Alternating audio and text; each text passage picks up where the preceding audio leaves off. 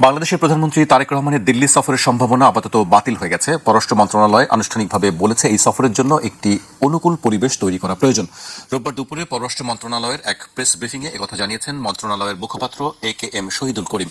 এর আগে ভারতীয় গণমাধ্যমগুলো আভাস দিয়েছিল আগামী সপ্তাহের মাঝামাঝি 2 দিনের সফরে ভারত যেতে পারেন তারেক রহমান। পাশাপাশি ঢাকায় বাংলাদেশের কর্মকর্তারাও গত সপ্তাহে প্রধানমন্ত্রীর ভারত সফরের প্রস্তুতি নেওয়ার আভাস দিয়েছিলেন।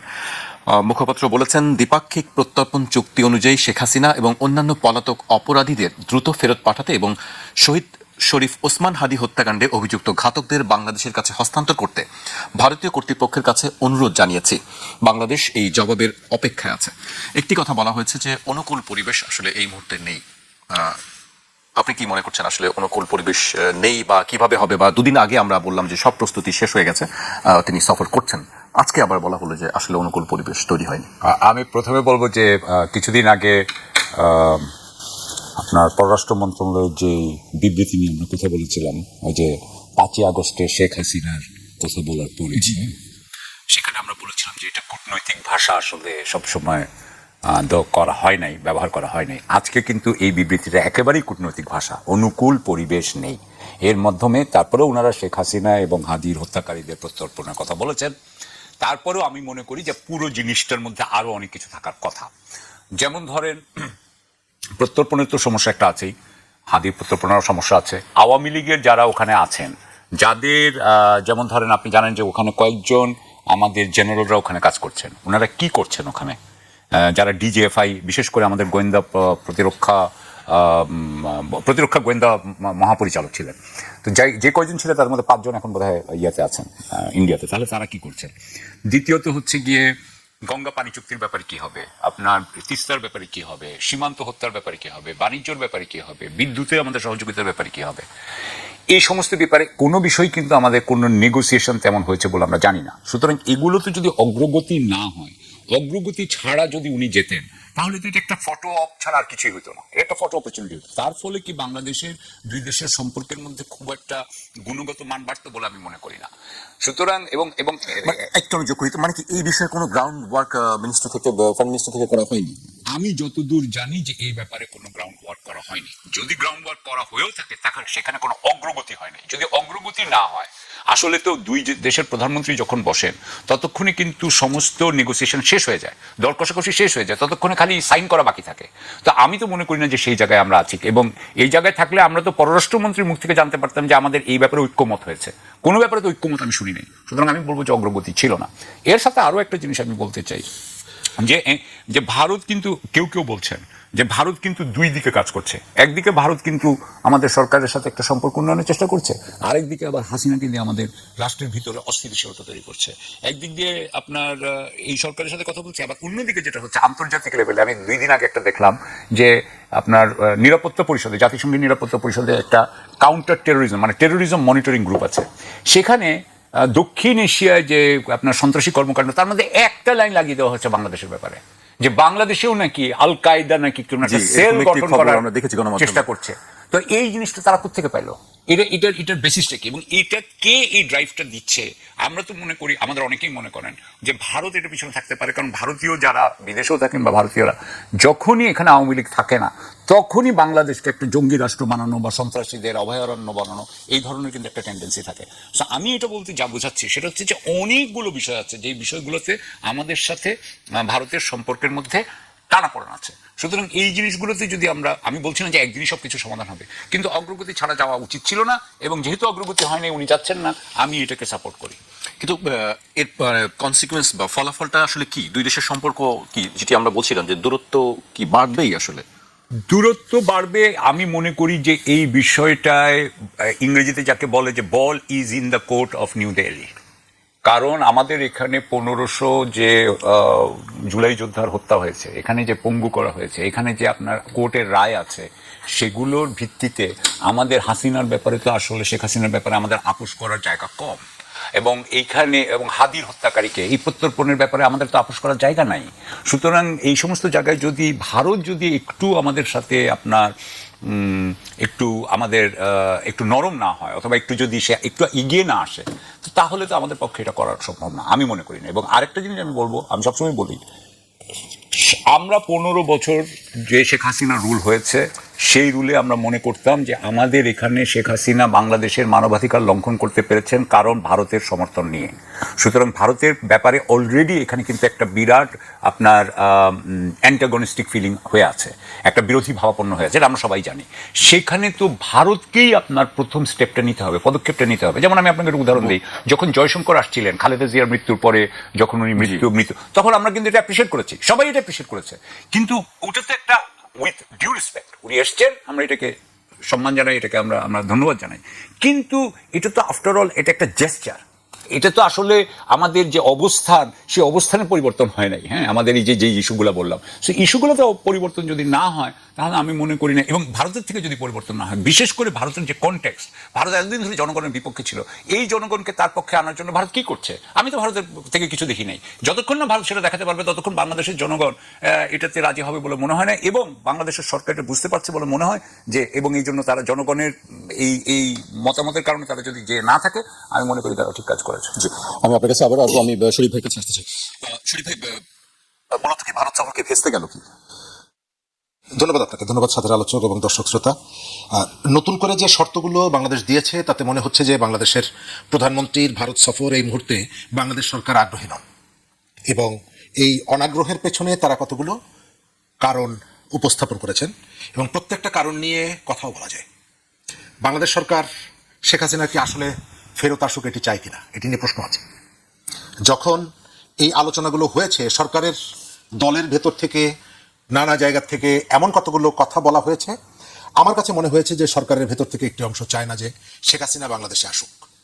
অথচ আপনি যদি ক্ষতিগ্রস্ত পরিবারের কথা চিন্তা করেন, তাহলে আপনি দেখবেন যে তারা চায় শেখ হাসিনার বিরুদ্ধে যে খুনের অভিযোগ, আর্থিক দুর্নীতির যে অভিযোগ, সেই অভিযোগের বিচার হোক।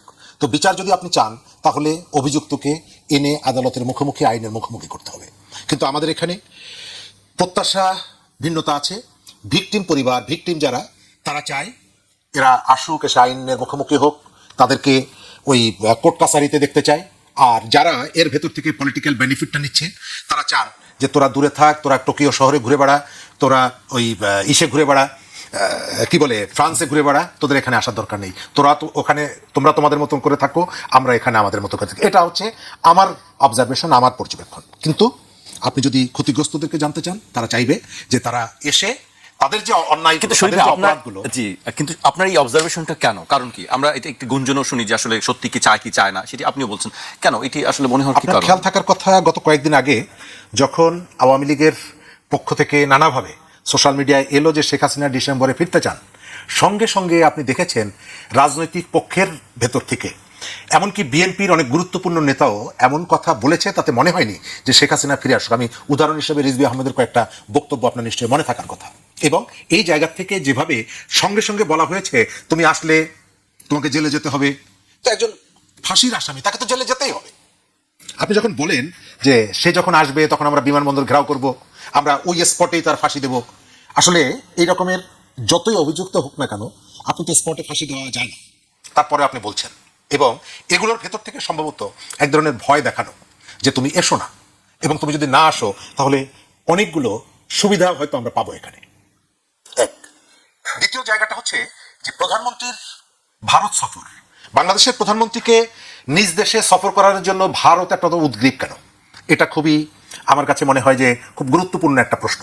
আপনি খেয়াল করবেন, ভারতের প্রতিবেশী তো আরো অনেক দেশ আছে, নতুন নির্বাচন হয়ে গেছে, নেপালের নির্বাচন হয়েছে, ওই নেপালের প্রধানমন্ত্রীকে ভারতে সফর করানোর জন্য তাদের রাষ্ট্রদূত এভাবে তো ছোটাছুটি করছেন না। বাংলাদেশকে ঘিরে তাদের এত আগ্রহটার কারণটা কি? এবং বাংলাদেশের সাথে ভারতের সুসম্পর্ক তখন হবে যখন ভারত এখানকার একটা রাজনৈতিক দলের প্রতি বিশেষ আনুকূল্য প্রদর্শনের নীতির থেকে সরে যাবে।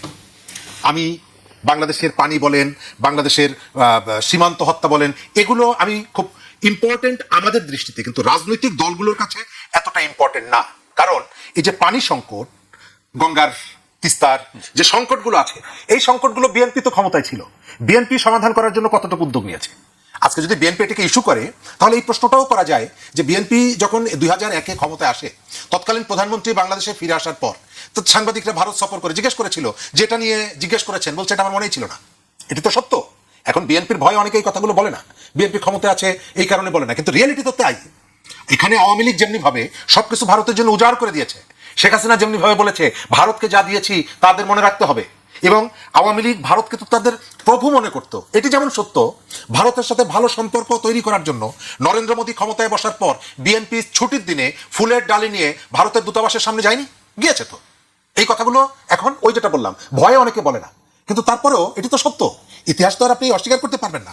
আমাদের এখানে আমি যেটা মনে করি, ভারত যদি কেবলমাত্র আওয়ামী লীগকে কোলে পিঠে করে আদর যত্ন খাই খাতির করে যদি এখানকার সাথে সম্পর্ক উন্নয়ন করতে চায়, সেটি কখনোই হবে না। কারণ বাংলাদেশে এখানে বহুদলীয় একটা সিস্টেম, আপনি একটা নির্দিষ্ট দলকে নানাভাবে আপনি তাকে ওই যে সাপোর্ট করছেন, তাদেরকে বসিয়ে রাখছেন, ক্ষমতায় আনার চেষ্টা করছেন, সেখানে অন্য রাজনৈতিক দলগুলো কেন আপনার কাছে যাবে?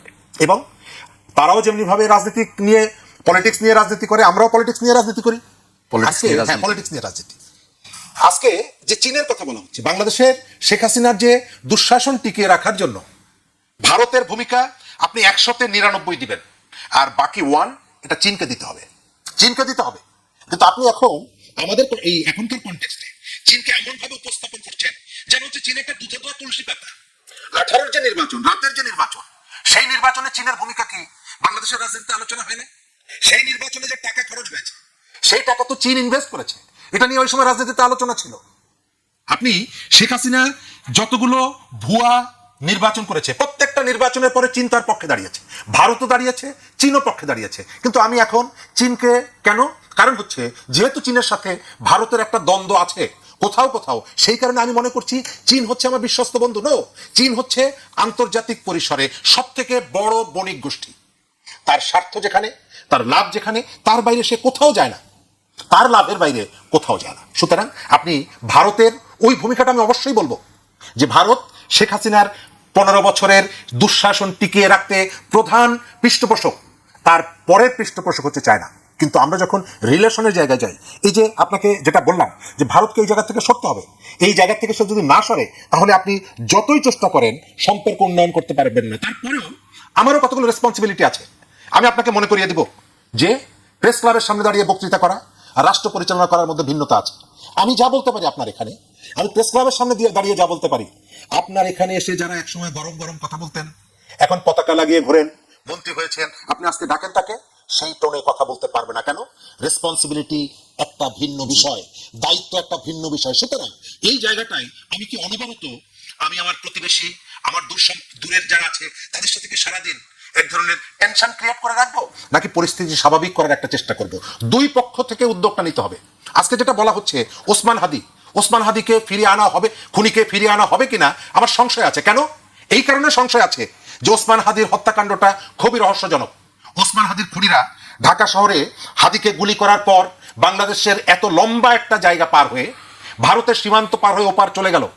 সেই বিদেশে থাকা জুলকারনাইন শাহের একা জানলেন, বাংলাদেশ সরকার কেন জানলো না? এই প্রশ্নটা আমাদের মাঝে কেন আসে না? জুলকারনাইন শাহের তো একজন ইন্ডিপেন্ডেন্ট জার্নালিস্ট, তার কাছে এই তথ্যগুলো কে দিল যে ওসমান হাদির খুনিরা কোন পথ দিয়ে যাচ্ছে? আমাদের এখানকার গোয়েন্দারা কাদের অধীনে চাকরি করে? সরকারের অধীনে চাকরি করে।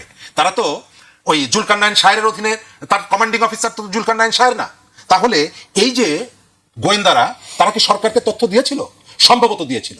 যদি না দিত তাহলে জুলকারনাইন শাহের এই যে তথ্যগুলো যেহেতু সঠিক হলো, এই গোয়েন্দাদের প্রত্যেকের চাকরি চলে যাওয়ার কথা। কারো চাকরি কি গেছে? যায়নি। তার মানে হচ্ছে যে ওসমান হাদির হত্যাকাণ্ডটা এর সাথে বাংলাদেশের ভেতরেও অনেকগুলো পক্ষ এর সাথে জড়িত। তৎকালীন সরকারের যারা দায়িত্বে ছিলেন, আমি এই জায়গাটায় সেই সময়ের যে স্বরাষ্ট্র উপদেষ্টা দায়িত্ব পালন করেছে, আমি তাকে সন্দেহের বাইরে রাখি না। কেন? আপনার খেয়াল থাকার কথা, হাদির জানাজায় তিনি অংশগ্রহণ করেননি। দ্বিতীয়ত, এই যে ব্যর্থতা, এই ব্যর্থতা তার। আপনার এখান থেকে গোয়েন্দারা বিদেশে তথ্য দিচ্ছে, আপনাকে তথ্য দেয়নি। যদি না দিয়ে থাকে তাহলে আপনি তাদেরকে কেন চাকরির থেকে সাসপেন্ড করেননি? আর যদি দিয়ে থাকে তাহলে আপনি কেন ব্যবস্থা নেননি? তার অর্থ হচ্ছে যে এর সাথে অনেকগুলো পক্ষ জড়িত আছে। সুতরাং সমস্ত ওই প্রশ্নের ডালা আপনার সামনে খোলা হবে কিনা, এটি খুবই গুরুত্বপূর্ণ একটা বিষয়। জি, অবশ্যই গুরুত্বপূর্ণ বিষয়। আমি সাকিবের কাছে আসতে চাই। সাকিব, এই শেখ হাসিনা ইস্যুতে কি আসলে ভারত বাংলাদেশের যে সম্পর্ক, এই টানাপোড়েন কি বাড়তে থাকবে আরো মনে হয়, নাকি আসলে প্রত্যর্পণ হবে? আমার মনে হয় প্রত্যর্পণ করা সম্ভব না ভারতের পক্ষে। তাহলে সম্পর্কের অবনতি আশঙ্কা কি করছেন? আমি মনে করি এটা অবনতি হতে, মানে অবনতির থেকে আমরা উন্নতিতে যেতে পারবো বলে মনে করি না।